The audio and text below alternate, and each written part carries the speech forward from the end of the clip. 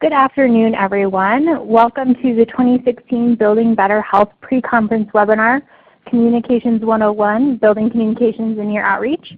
My name is Liz Tansey. I'm the Outreach and Enrollment Coordinator at Colorado Covering Kids and Families, and I'm also your chairperson for today's webinar. We are going to go ahead and get started with some housekeeping. Our webinar today is being recorded so that others who could not attend can watch the presentation later. Next week you're going to receive a link to this recording and the PDF presentation that we're going over today.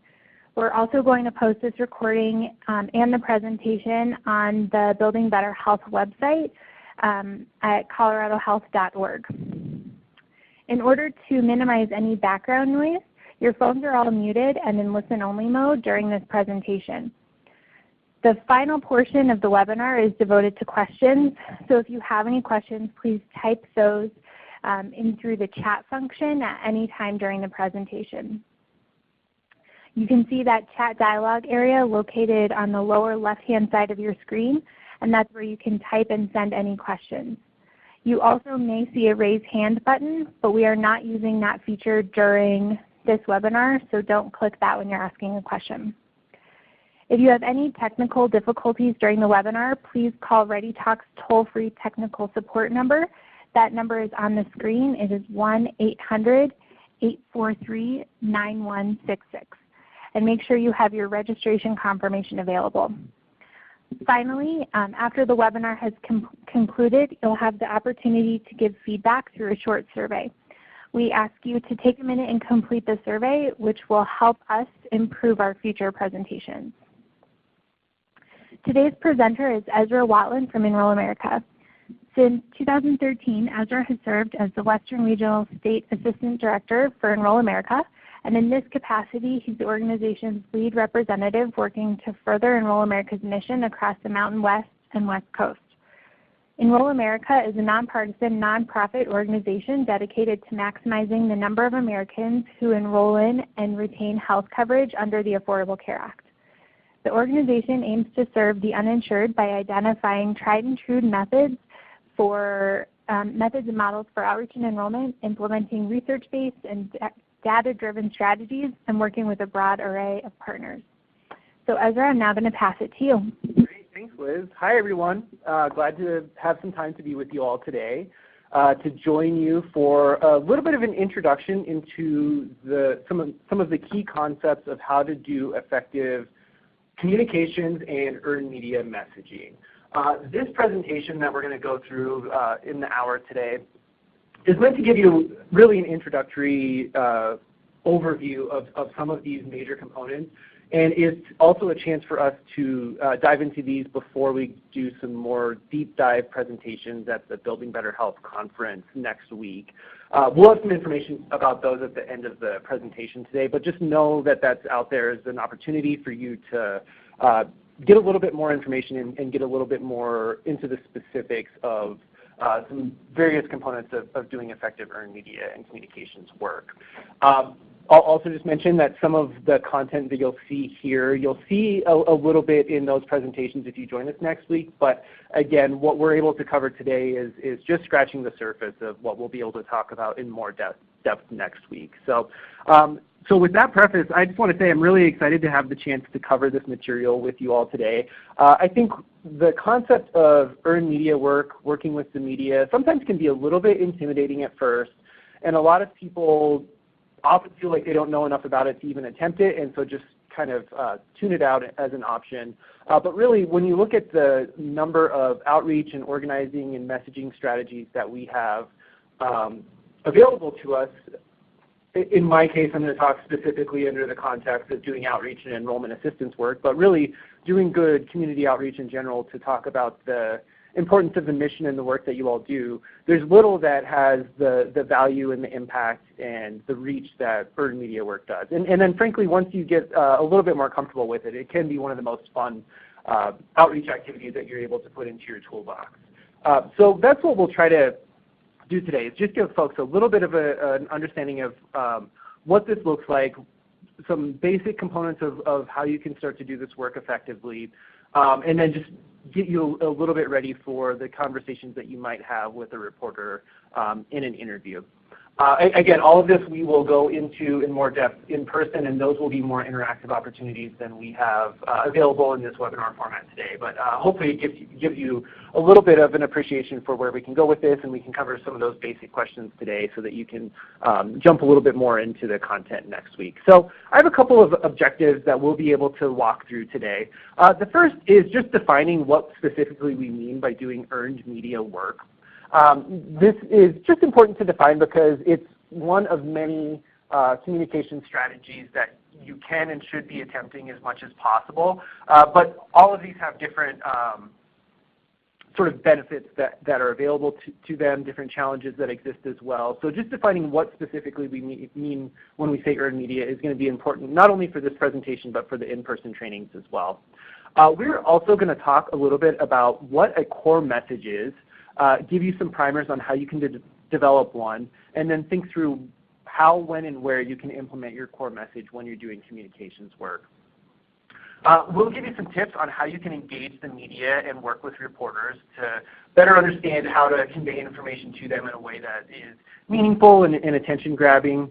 And then finally, we're going to do a little bit of an introduction into a technique called pivoting and bridging towards the end. And this is a way to take challenging questions that you may or may not be 100% ready to answer, and then turn them into an area that you feel a little bit more comfortable speaking around. So essentially bridging back to the core message that you're more comfortable with and more prepared to talk about when you're doing an interview. So those are the main components of what we plan to discuss today. If at any point you have questions throughout my presentation, please feel free to throw them in the chat box. I'll do my best to keep my eye on those, but if I overlook them, we'll be sure to spend some time toward the end of the call going through any outstanding questions that we haven't addressed yet. I'll include, in addition to questions about the content, if you're having any issues either hearing me or seeing the correct slide or anything like that, please feel free to throw those in the chat box as well, and we'll try to get those technical issues handled as they pop up as well. So let's start by defining what we mean by earned media. Many of you might have had some experience with various communication strategies online, whether that is using Twitter or Facebook to convey a message, whether you have a local newspaper that has a good calendar of events that you can get activities listed onto. Maybe you've paid for an advertisement either in the paper or on the radio or on TV in the past. All of these are great outreach and communications ideas. None of these are what we would consider for our purposes earned media. Earned media is a little bit different because essentially what you're trying to do is gain publicity and coverage through editorial influence. Or to put that another way, essentially what you are working to do is get coverage for the work that you're doing for your organization by means of working through a reporter who's going to use his or her discretion in covering issues that are important to their communities or to the topic that they cover. So it's a little bit more work sometimes than, or maybe different work than some of the other good communication strategies that exist of using paid advertising or social media. But there are some real benefits that exist to trying to use earned media instead of those other mass communication strategies. So let's look at a couple of examples of why earned media is a strategy that might make sense for you and your organization. The first is it's just a really smart and effective way to reach the uninsured. It hits sort of a sweet spot of what we would consider a good reach of the audience that you want to speak with, and then engages them in a way that they'll pay attention to. A couple of examples of non-earned media outreach that also make a ton of sense at times, but just have different impact. One is doing good field or sort of in-person outreach, which is a really great way to have high engagement with the person that's sitting across from you that you're able to have an active conversation with. There's little else that's going to matter more to this individual as you're potentially offering enrollment assistance. But you're only able to do that with so many people. There's only so many hours that you're available throughout the day. Many of us, in addition to the outreach and enrollment work that we do, might have different focus areas as well throughout the year. So just the number of people that you're going to be able to reach through these in-person encounters is just automatically going to be limited. On the flip side of that, paid media does a really good job of reaching a lot of people with a message that you can control 100% of the way, but it's low engagement. A lot of people see paid media and they just tune it out. It's not something that's always trusted. It just kind of fades into the background. So where you can really have some impact is by getting that media coverage, not through by paying for it and 100% controlling the message, but by working with a reporter and getting coverage in local media. The other major reason to consider doing this is just the sheer fact that people trust the local media. We've seen in surveys that we've conducted or other national surveys that are done around outreach and enrollment efforts, when we ask people what messengers they trust the most, one of the most trustworthy and most beneficial is local news, especially TV news is not only the most watched and consumed, but also one of the most trusted that's available. One thing that I'll mention around this is the more local you go, often the more impact that you have with the audience that you're able to reach. So for any of you that might have an initial thought of just living in a part of Colorado where maybe the Denver Post isn't going to cover you or something like that, that's 100% fine and in many ways is ideal, because if you live in Cortez or Grand Junction, for example, the folks that you live and work with are going to pay more attention to the Durango Herald or the Grand Junction Sentinel than they do the Denver Post, or same with the local media, TV stations or radio stations that you have as well. So just the why of it is again, it hits a really great sweet spot of reaching a lot of people in a way that they will pay attention to and listen to and trust. Great reason to employ earned media as part of your strategy. So now that we've established a little bit of why working with earned media makes sense, what is the ultimate goal of doing so? Really, the big thing that you want to pay attention to in working with earned media is just realizing that it's not an end to itself. It's a means to convey a message. And what you want to do is in conveying this message, is you want to be able to further your mission by reaching a target audience with an effective message. There's an old adage that exists that all press is good press, and for us that's really not true for a number of reasons. You know, we're not celebrities, so we don't need to keep our name in the paper all the time. That's not what we're looking to do. And just there's also a realization that if we are putting out information that's confusing or inaccurate or muddies the waters in any way, it's really not helping us to further our end goal of providing good, credible information for the uninsured in our communities. It's just creating more confusion and potentially being discouraging for folks. So basically what you want to make sure that you're doing when you are working with earned media as a strategy is conveying a message that matters to the population that you want to serve, with a message that will motivate them to take action in some way or another. Let's dive into that a little bit more, because what I'm talking about in this messaging, you could call your core message, the major components of what you want to be able to cover as an individual or an organization. What you want to make sure that if you have only a certain amount of time with an individual, they walk away and have a good understanding of what you have to offer or what they should do after the conversation that you've had with them.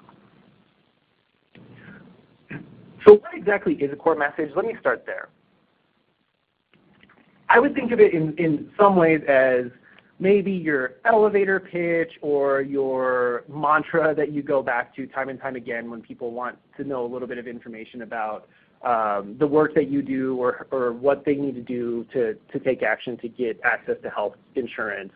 And it's something that you should feel free to use anywhere and everywhere. It's a great strategy for doing interviews. We'll talk about it through this context a little bit later. But that's not the only place that you should think about utilizing a core message. It's something that works anytime you meet with consumers, anytime that you work with other organizations that want a little bit of a better sense of what your role in the community is. If you have volunteers or other members of your own organization that you need to bring up to speed on the outreach and enrollment work that you do, being able to deliver a good key core message really, really helps. This also helps if you're out in the community and maybe not thinking about work. Maybe you're at the grocery store and you run into somebody and somehow strike up a work-related conversation. If you've developed a good, strong core message that you're able to fall back onto, it's sort of like turning on autopilot. You can just run into that core message and move on with the rest of your day.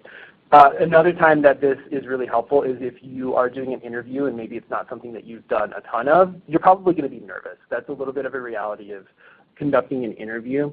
It's something that from my experience, I'll tell you, I've done earned media, but I'm not a full-time earned media communications media guy. So I totally feel nervous before I do interviews as well. So being able to have this good key core message that I can go back to without really having to do a lot of thinking really, really helps. Just get through and make sure that you are getting your point across effectively. So what goes into a good core message? Let me give you a couple of components that make sense to try to be mindful of when you're building this. The first is you want to make sure that you are not only informing the audience that you're trying to reach, but you're ultimately motivating them to take some sort of action. So you're using information that's clear and simple. You're making this information as personable and direct to the individual as possible. And then you're using plain language rather than sort of acronyms or some of the more complex wordage that can and will be part of insurance discussions maybe in the future, but this is not necessarily the time or the place to do that. You also want a message that is targeted to being persuasive in some sort of way. You're providing people with information that's timely and relevant. So for example, we're approaching the beginning of open enrollment, which is a great timely announcement for people in the community to know. And then you want to use themes or images or words that resonate with individuals. So, maybe what you're doing is you're trying to convince people of the affordability of health insurance. So what you can do is provide some information, maybe some numbers or some facts that illustrate what affordability looks like for people in your community. And then finally, you want to make sure that the information that you're presenting is credible. You want to use different proof points or data points that are rock solid and that are defendable, that we can give out to the community. You want to provide information that might be provocative or new in some way. So take advantage of the shifting landscape that can exist around insurance marketplaces and use that to your advantage to find a new angle to provide this information. You want to address barriers that exist that have prevented people from enrolling in the past or might prevent them from enrolling this year as well. So points of confusion, concern about affordability, the lack of awareness about in-person assistance. These are all things that we want to make sure that people in our communities are aware of. And then lastly, try to find some way to make it memorable. Tie it to something that is out of the norm of everyday life. So is it a community event that's happening? Is it a really great story they can share about somebody whose life was impacted by gaining coverage? Or is it just the numbers of the people that you were able to help over this last open enrollment period that will be memorable and tie it to the community impact that you're able to provide? So try to look for ways to make the information that you're presenting motivational, persuasive, and credible. Some things that you also want to be aware of when you're building a message is just making sure that you keep your audience in mind. And your audience might be a little bit larger than you would initially think. I'm guessing that if I ask you who your audience is that you're trying to reach, the first thing that would probably come to mind is the uninsured, and that's 100% true. But that's not the only audience that you can or will reach when you're doing earned media. You're also able to talk to the currently insured that might need to be aware that open enrollment is coming around again. It's the time to take action and actively renew their coverage. Great conversation to have with them as well. You might talk to organizations that are potential future partners that don't necessarily think about outreach and enrollment work on a 24/7 basis like we do. So maybe that's an opportunity for you to make them aware that you are able to, that your services exist and you're able to help them out a little bit as well. So just know that there's an audience that's out there that you're able to speak with. That is pretty wide and varied. Notice that the one audience that I never mentioned is a reporter. Generally speaking, reporters and media institutions really are not the audience that you're trying to reach through the earned media work that you'll be doing. They're in many ways more of a means to an end to convey an important message to the individuals that will be on the receiving end of either watching, reading, or listening to the media that you produce. As I mentioned on the last slide, you also want to make sure that you avoid confusing language, jargon, or acronyms.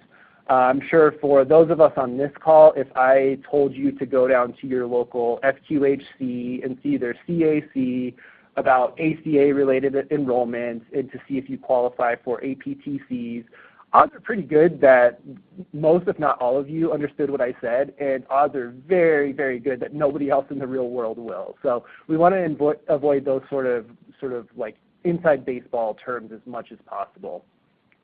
You really want to be definitive when you're conveying messages as well. If you're wishy-washy in what you're trying to convey or just unsure of yourself or not giving a clear, definitive answer to questions that come out or the sound bites that will be used in the interviews that you conduct, this, again, kind of muddies the waters, creates a level of uncertainty with the individuals that you're trying to reach, and may cause people to just tune you out and not pay attention. So you want to be as definitive as possible in the answers that you're providing. You want to approach your messaging as a conversation. Again, this is a conversation that you're having with the uninsured or the broader audience that you're trying to reach in your community. In many ways, think of it as if you're having a conversation with somebody that's sitting across from you. You're just using a different means to speak with them.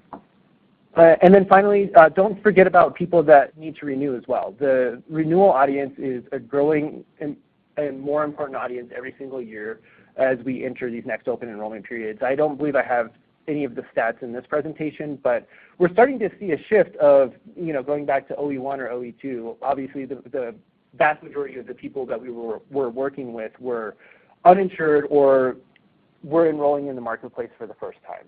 Makes sense. Obviously during OE1 because there wasn't a marketplace before that, and during OE2 there was still a huge population that needed to enroll for the first time.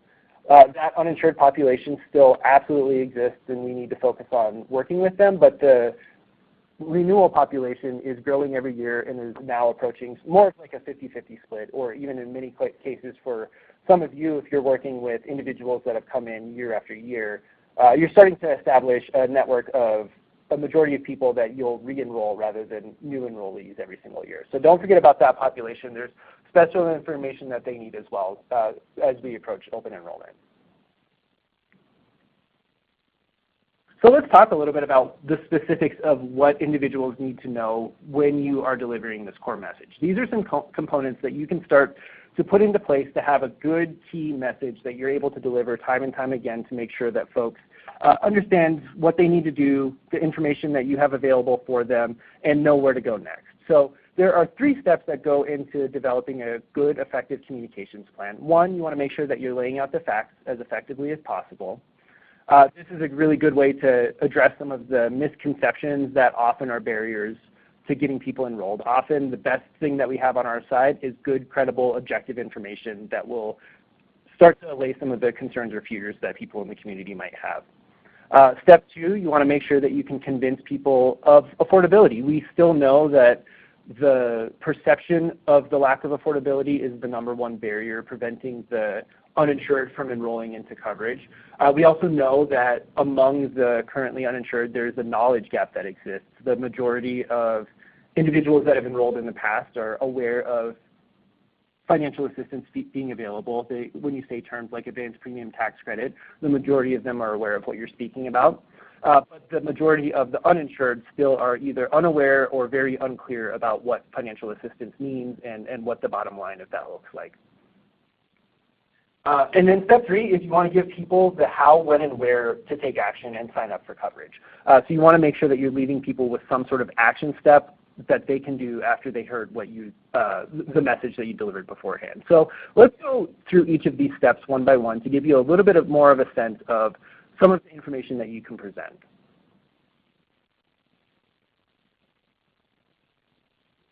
So step 1, laying out the facts.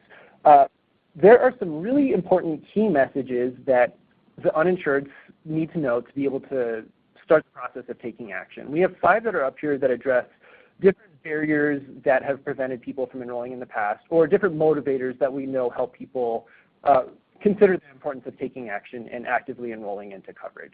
The first two are probably the absolute most important, and if you only have a short amount of time to deliver a message, probably the ones that you want to make sure that you're getting out there every single time. So the first is financial help is available to lower your monthly costs.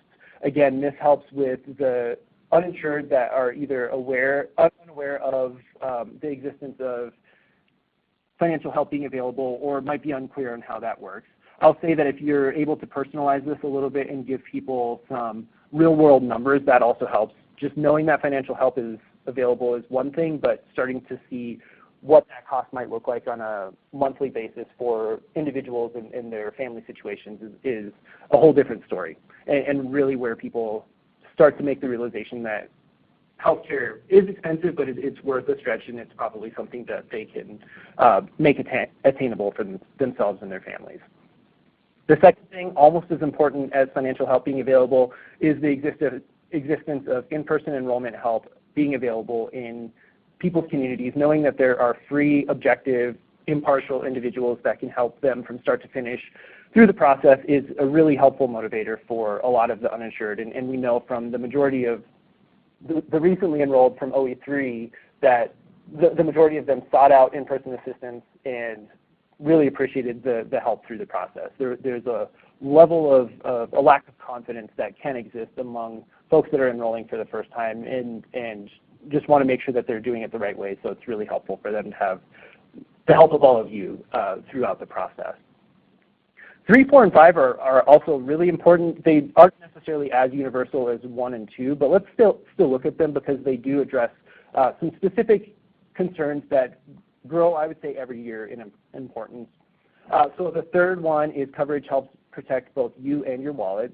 This is an important motivator, especially for folks that are trying to weigh out whether it makes sense to gain coverage or whether folks are proactively deciding that it makes more sense to forego it this year.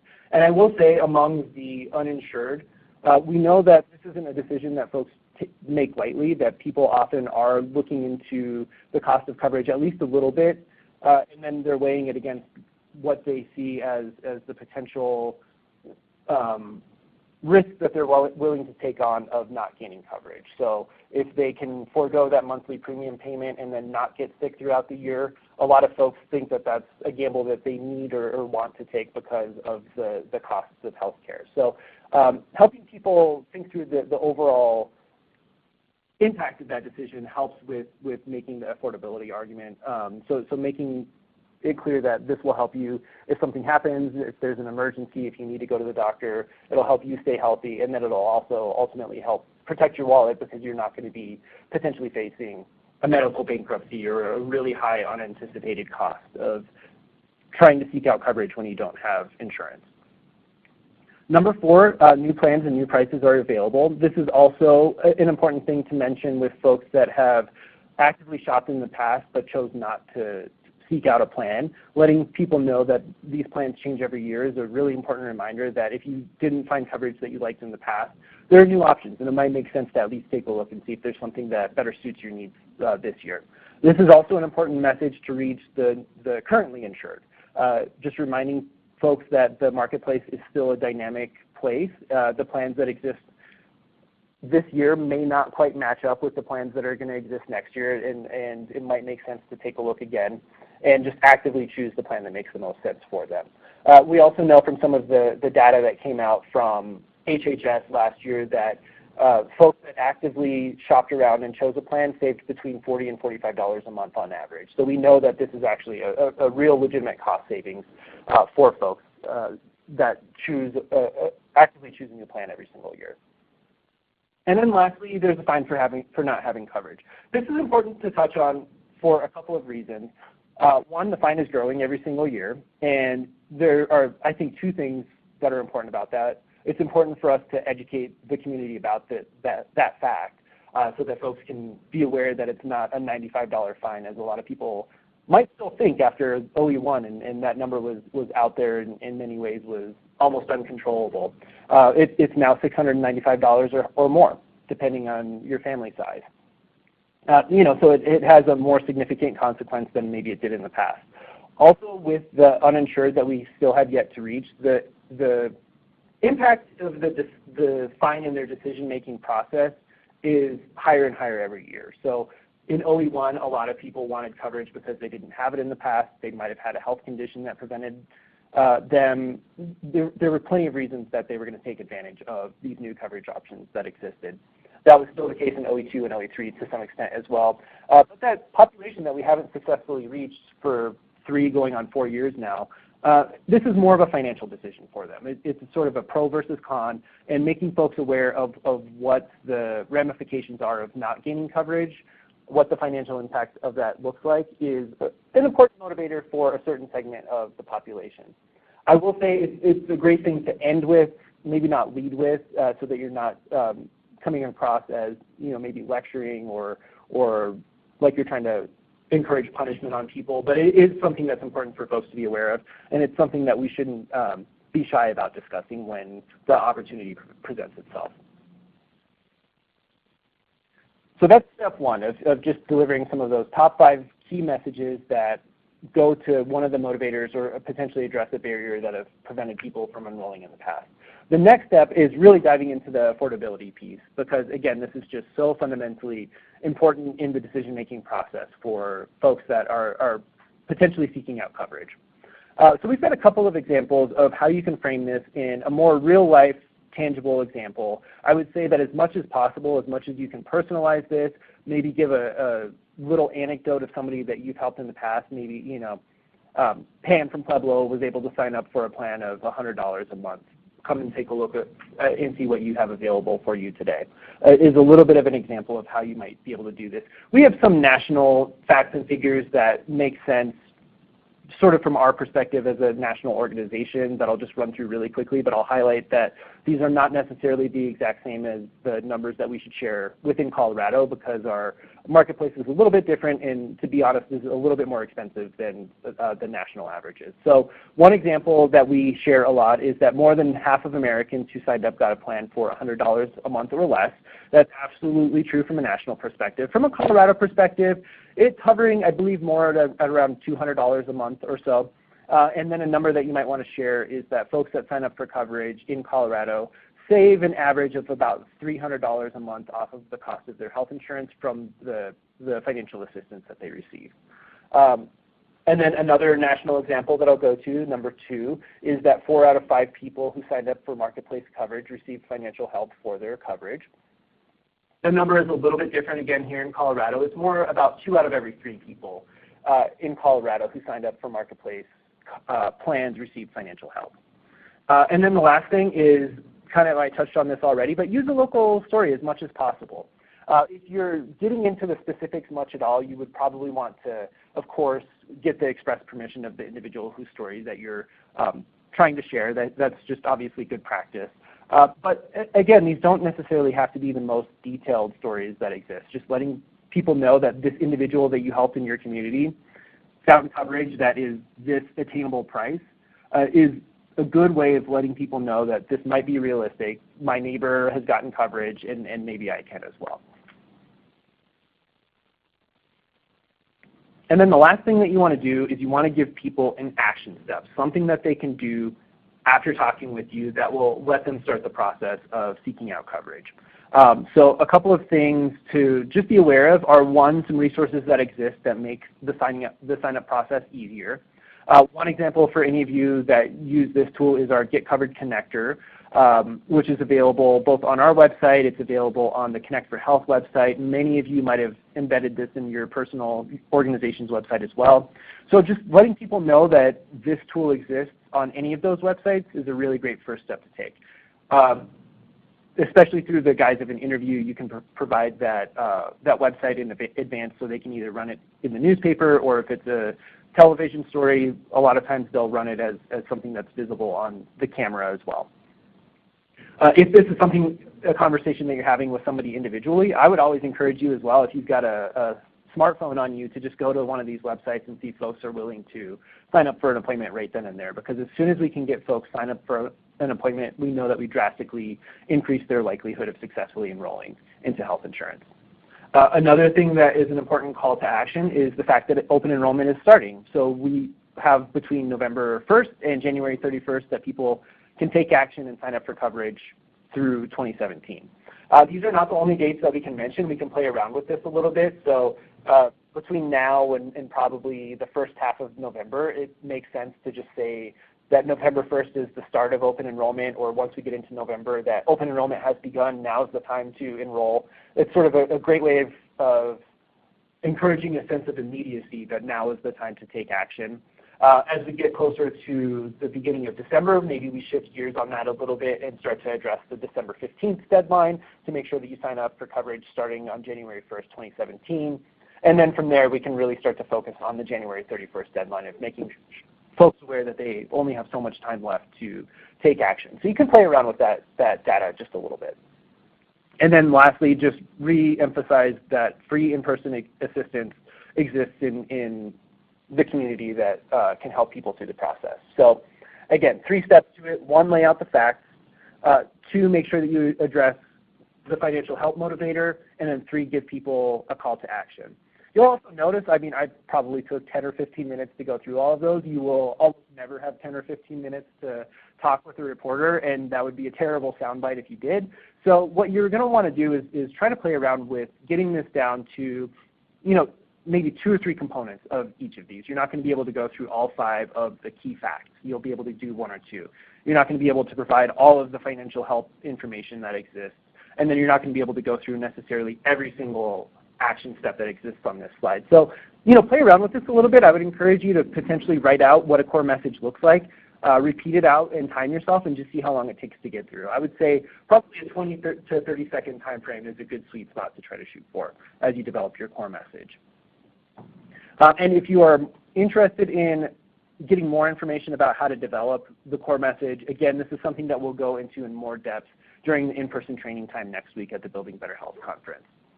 Okay, great. So let's assume that we have a core message that's ready to go that we want to share with the world. And one of the ways that we are going to do this is through reaching out to the media and getting our stories picked up. So how do we do that? Where do we start? Well, I'll give you a couple of ideas on what you can do. The first is a tool called a press advisory or a media advisory. And essentially what this is a way for you to announce your event or your activity before you're looking to gain coverage in the press.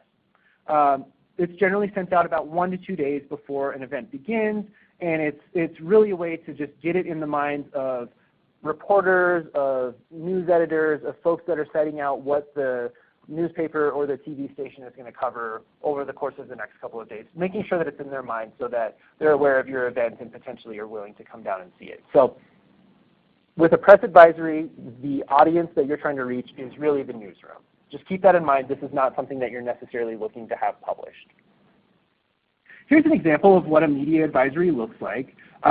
If this was in a Microsoft Word document, it would probably be about a half a page in length, and that's about right. You wouldn't want to go much longer than that. It just has, as we kind of go through each of the pieces, at the very top it gives the date and time of an activity that we want the media to pay attention to. So if this was an October 1st event and we had sent out the media advisory on September 27th, they knew that the media would know that it's not something that they're going to cover for the next couple of days.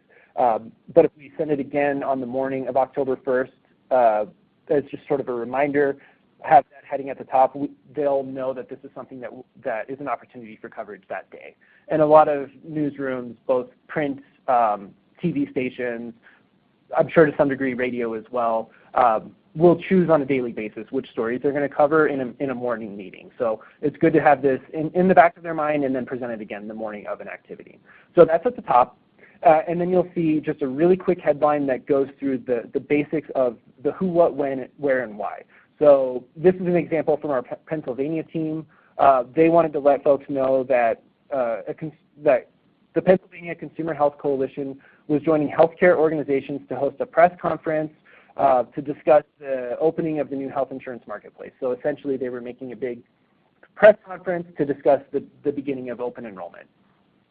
And then they gave a quick 1-paragraph description that went into more detail. And then at the very bottom, they listed out again in really clear, explicit bullet points the who, what, when, where, and why of the event. I'll just note at the bottom as well, the format that you see there is really, really important to pay attention to, because what will often happen in a newsroom as they start to get multiple media advisories in their door is somebody will just copy and paste that bottom section, throw it into a calendar, and just keep a running tally of what exists that they might be able to cover on that specific day. So the rest of the advisory, as much as you might have devoted a ton of time and energy and just felt like you really knocked it out of the park and you gave a great opening paragraph, there's a very good chance that only one or two sets of eyes will ever see that, and the broader audience that you're trying to reach in the newsroom will only see the who, what, when, where, and why that you list at the bottom of an advisory. So just be aware that that is a really, really important component of it. And again, you're being really short and concise on this because you're not necessarily looking for coverage specifically out of this. You're looking for media awareness of an activity that they can cover at a later date and time. On the flip side of that, there are press releases that many of you might have sent out or your organizations might have sent out in the past. And just to differentiate these a little bit from media advisories, so these go out after an event already happened or some activity that you want to highlight has already happened.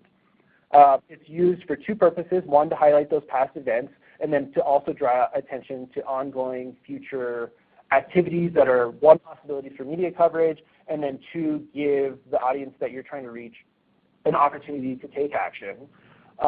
And the timing is really key on these as well. You want to get it as close to immediately after a newsworthy event as possible. So if you did a big enrollment event, you put out a media advisory, unfortunately on that day you weren't able to get a reporter down to cover the event for you.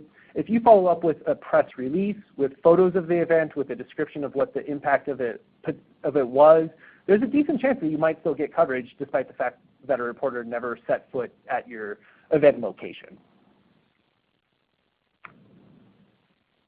So let me give you a quick snapshot of what a press advisory looks like. It goes into much more detail. You can see that there are significantly bigger chunks of paragraphs, but you can still see at the top there's an attention-grabbing headline that basically lists out what happened, and then the next subheader, which in this case is more than 1,000 volunteers participate in more than 200 events over the weekend to raise awareness about new health insurance marketplace coverage. That's basically an attention grabber that will let the newsroom know that that's sort of the big outcome of what happened without having to dive into the details of the press release itself. These are important for a couple of reasons. One, again, it gives you the chance to get some news coverage after the fact if you weren't able to get a reporter at an event. It also, for folks that do attend, gives them a good primer on where to potentially go with a story. Most of the time you will not see press releases reprinted verbatim. This might be a place that reporters look for quotes, so it's a great chance to have either yourself or the leader of your organization presented with a quote that the media will be able to use. But there are times, to be honest, that press releases are reprinted almost verbatim, if not completely, the way that you wrote it out. So there's a decent chance that you might be able to just get your story printed the way that you wanted to see it by pushing out a press release. Usually that only happens if there's, sort of the right perfect storm of scenarios where you have a already trusting relationship with a reporter. It's going to be a reporter that's probably under a deadline and just needs to crank out a story. Or, often a lot of times smaller papers are in need of content and coverage as well, and they've got some space to fill, and they might be more amenable to reprinting a press release as close to the way that you drafted it as possible. So as you're structuring the press release, this is sort of the inverted pyramid of writing in a journalistic framework that makes sense for the way that the journalist will cover you, and then the way that you should draft your press release as well, as much as possible to fit the format that they'll need to have it in. So you want to start at the very top with the most newsworthy information. In the media advisory that you created, you wrote out the who, what, where, when, and why. That's essentially what you're wanting to put into narrative form in the first paragraph, the first maybe 2 or 3 sentences. Beyond that, you can give important details about some more description of what happened at the activity that you're wanting coverage around, and then if you have broader general information or background, you can put that at the end of it. So it's structured in order of importance. The things that you absolutely want to make sure people pay attention to are at the top. The things that are important and interesting, but if folks don't read it through, the entire way it's not the end of the world, that's what goes at the very bottom.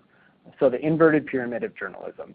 Little quick anecdote I just found out from one of my comms colleagues that was discussing this with me. This sort of method of writing was created when telegraphs were used as one of the main methods of conveying information and writing out reports of stories. And if a newspaper had to hit print before the telegraph had finished writing out what the story was, they could just rip it off of the newswire, and if they lost part of it, they lost the least important part of it. So the most newsworthy stuff was at the top. And that's just sort of a structure that's existed ever since. Kind of interesting. So let's go through a really quick primer of how to give interviews effectively. We're not going to have a chance to practice right here and now, but again, just a little bit of an ad for the time that we'll have at the conference. We will have an opportunity to give you some practice on how to give an effective interview next week. So I would really encourage folks, if that's an area of discomfort or confusion for you, or if you just need to get a little bit more practice, I would encourage you to attend our Lights, Camera, Action presentation here next week. So effective communication is important because what you have to say, the really compelling information that you have to deliver, is only about 10% of what the audience will take in, assuming you're giving a TV interview. Let's assume for these purposes that we're doing a TV interview because we're going to talk a lot about the importance of appearance and posture and things like that. What happens first is people take in your appearance. If you are convincing, if you seem that you're a striking authority figure at that point, based on your appearance, people will be willing to listen to the sound of your voice. And if you convey a strong, sort of confident voice, then people will listen to your argument. But it goes in that order. First, appearance, that's the number one thing that people take in, and if you don't win them over with that, they're not going to pay attention to the sound of your voice. If you win them over with appearance but not the sound of your voice, they're not going to pay attention to your argument. So it's really important that you get those first two pieces done so that you can get to that little part of the pie, the really important argument or information that you have to convey. So that's why what we're about to talk about that doesn't go into the ins and outs of the facts of how you get somebody insured or why they should. That's why this information is so important to be aware of. So one thing to be aware of as you're potentially facing the camera is that you want to present yourself in what we kind of, within Enroll America, discuss as the happy warrior mentality. You want to be somebody that conveys warmth and sort of a friendliness and approachability, but you also want to make sure that you present yourself as a strong, compelling, authoritative voice in the information that you're trying to deliver. So we have a couple of examples that go across the axis of all of these. So you'll see on the warm, weak divide, somebody like Elmo is somebody that's very friendly and likable, but not necessarily the most trustworthy person. They don't necessarily pass the test of you'd let Elmo do your taxes, as an example. Going down on the other side, you can see Sheldon from Third Rock from the Sun, who's somebody that is a little bit standoffish and not necessarily the most immediately friendly person. And you don't necessarily know that everything that comes out of his mouth is the absolute truth and something that you should 100% trust. So he's not necessarily an effective communicator because of that. On the cold, strong divide, you have somebody like Spock, who's more analytical and very decisive and authoritative and somebody that you can believe when he delivers the facts. But he's more of a just the facts man kind of person. So he's not necessarily going to come across immediately as your new best friend. And then really where we want to be is in the warm, strong divide. You can see I put some examples of President Obama and President Reagan staying out of any partisan argument here. Often you see politicians as great examples of that warm, strong divide because, you know, regardless of politics, these are folks that make their living by being out in the community, by being leaders in their community, by finding the way to reach people effectively. So they've developed a friendly and authoritative sort of way of interacting with people in their community. So other examples of the warm, strong quarter that we want to shoot for are, you know, maybe Oprah, or for any of you that watched Parks and Rec, Leslie Knope is a great example of somebody that's warm and strong. So friendly and then also somebody that you can trust the information that's coming out of their mouth. So let's look at a couple of do's and don'ts now that we know that we want to try to present ourselves as a warm and friendly individual, what are some ways that we potentially can lose the audience by our appearance?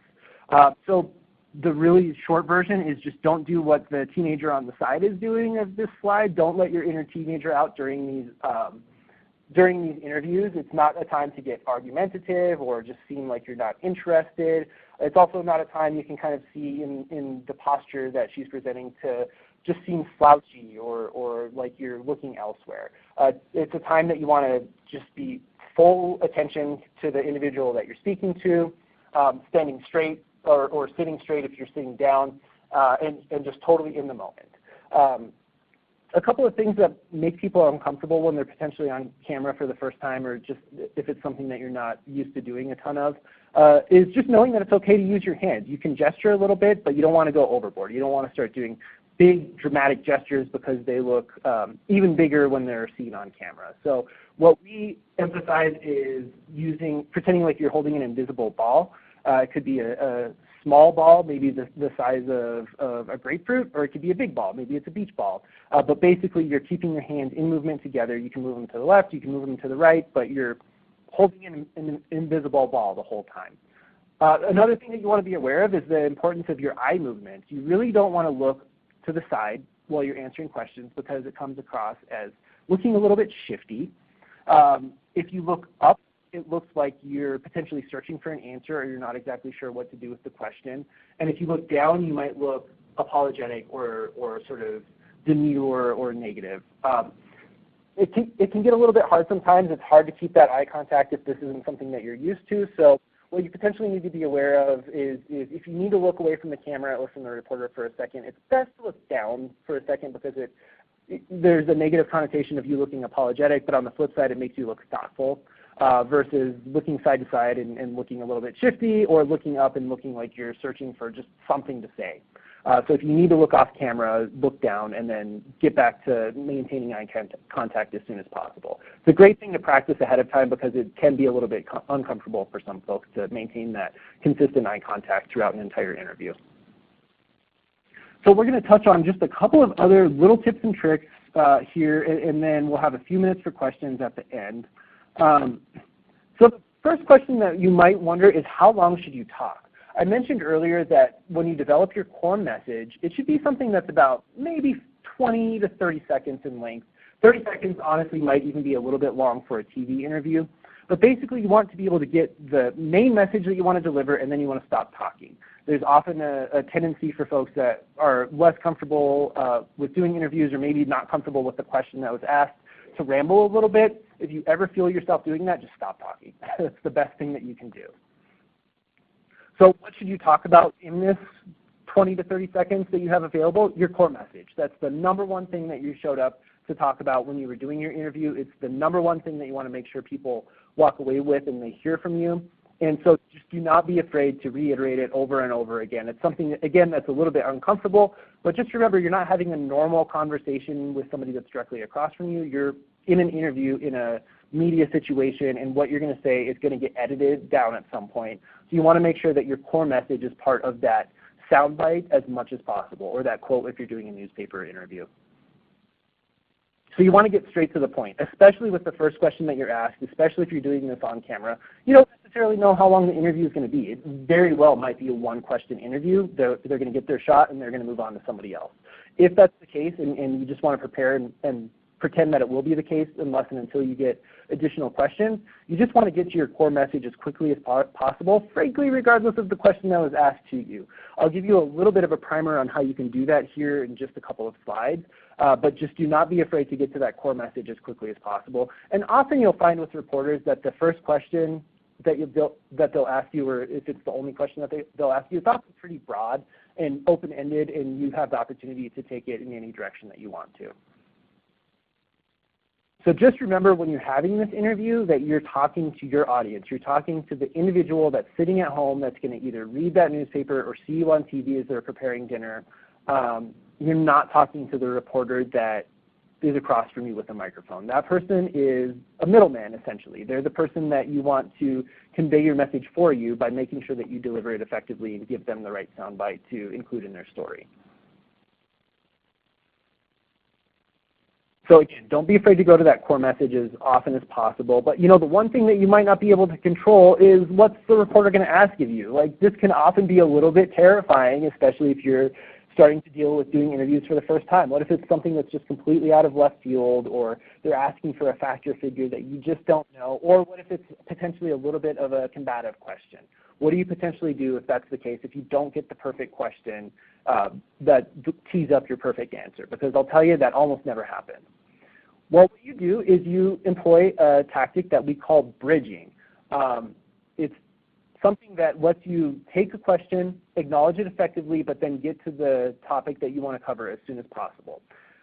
So we call it bridging, or what we also call it is the ABCs of staying on message. So the first thing that you want to do is agree or acknowledge a shared concern that's presented to you.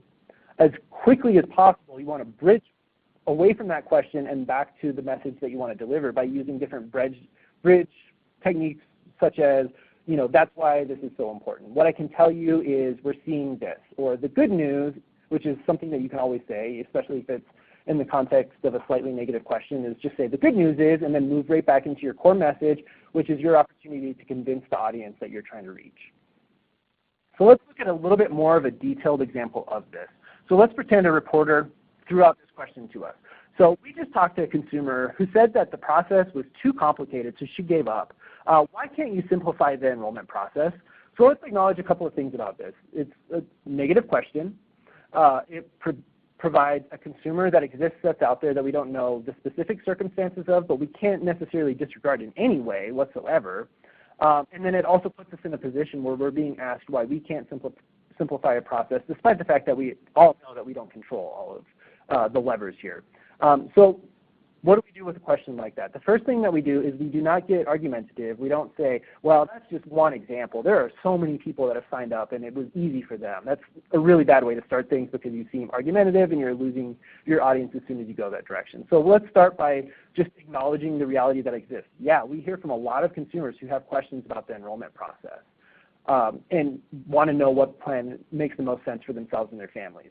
So that gives you the chance to say, like, the reality that you presented in your question, we understand that it's part of what exists. You're also not taking 100% of what they had to say. You're acknowledging it in a way that's still positive.